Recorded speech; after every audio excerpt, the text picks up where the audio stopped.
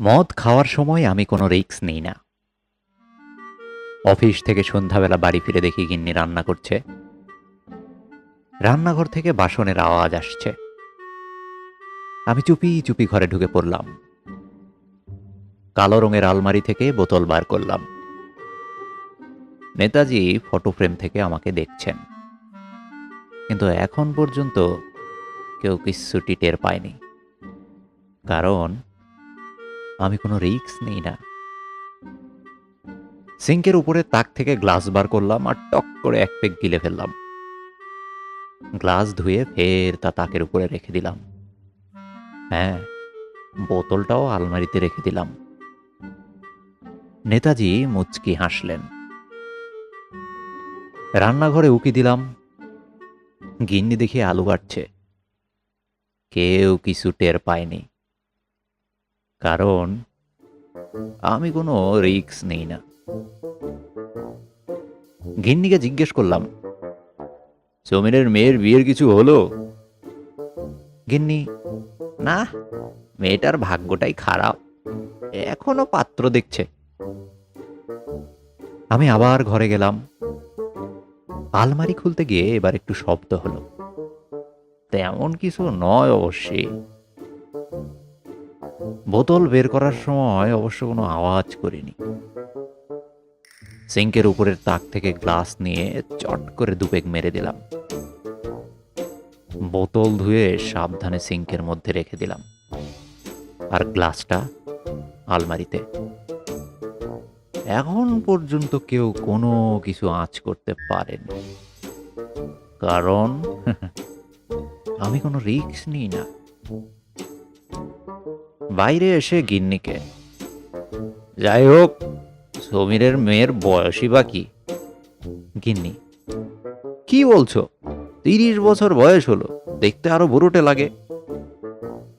আমি ভুলেই গিয়েছিলাম সমীরের মেয়ের বয়স 30। তা ঠিক। সুযোগ বুঝে ফের আলমারি থেকে আলু বের করলাম। আলমারিটা আবার জায়গা বদলে ফেললো কি করে রে বাবা? তাক থেকে বোতল বার করে সিঙ্কের সঙ্গে মিশিয়ে চট করে আরেক পেক পেটে চালান করলাম। নেতাজি দেখি জোরে জোরে হাসছেন। তাক আলুতে রেখে নেতাজির ছবি খুব ভালো করে ধুয়ে আলমারিতে রেখে দিলাম। গিন্নি কি করছে দেখি। হ্যাঁ, ও গ্যাসের উপরে সিঙ্ক চড়াচ্ছে, কিন্তু এখন পর্যন্ত কেউ কিছু টের পায়নি, কারণ আমি কোনো রিস্ক নিই না। আমি গিন্নিকে, তুমি সমীরকে বুড়ো বললে? গিন্নি, বক বক করো না তো, বাইরে গিয়ে চুপ করে বসো, এখন তুমি কথা বলবে না। আমি আলু থেকে ফের বোতল বের করে মজা আছে আলমারিতে আরও এক পেক গিললাম। সিঙ্কটা ধুয়ে ওটাকে তাকের উপরে রেখে দিলাম। ফটো ফ্রেম থেকে গিন্নি এখনো হেসে চলেছে। নেতাজি রান্না করছে, কিন্তু এখনো কেউ কিছু টের পায়নি, কারণ আমি কোনো রিস্ক নেই না। গিন্নিকে হাসতে হাসতে বললাম, তাহলে সমীর পাত্রী দেখছে? গিন্নি, শোনো, তুমি মুখে জলের ঝাপটা দিয়ে কোথাও চুপ করে বসো তো। আমি রান্নাঘরে গিয়ে চুপচাপ তাকের উপরে বসলাম, কিন্তু এখন অবধি সমীর কিছু টের পায়নি, কারণ নেতাজি কোনো রিস্ক নেন না।